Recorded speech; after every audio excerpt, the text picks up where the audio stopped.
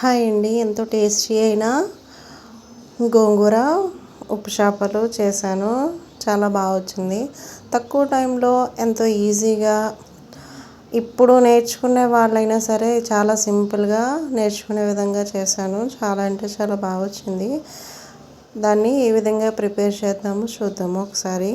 First ఉప్పు చేపలన్నిటినీ clean చేసేసేసి oil వేసి ఒక డెక్షాలో ఆయిల్ వేసేసి అందులో కొద్దిగా పసుపు వేసుకొని ఉప్పు చేపల్ని ఈ విధంగా ఫ్రై చేసుకొని పక్కన పెట్టుకున్న తర్వాత దాంట్లోనికి ఉల్లిపాయ పచ్చిమిర్చి ముక్కలు వేసుకొని ఫ్రై చేసుకున్న తర్వాత సరిపడినంత కారం ఉప్పు వేసుకొని తగినన్ని నీళ్ళు పోసుకోవాలి.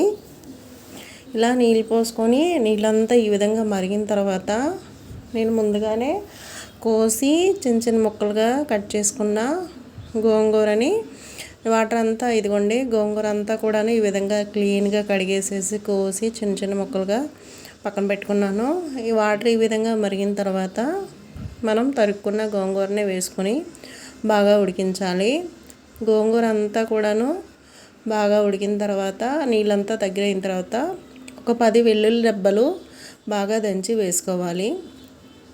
ఇదిగోండి, వాటర్ కొంచెం దగ్గరగా వచ్చిన తర్వాత మనం ఫ్రై చేసి పెట్టుకున్న ఉప్పు చేప ముక్కల్ని ఇందులో వేసుకొని ఒక 10 నిమిషాల పాటు ఉడకనిస్తే ఎంత టేస్టీ అయినా గోంగూర ఉప్పు చేపల కూర రెడీ అయిపోయినట్లే అండి.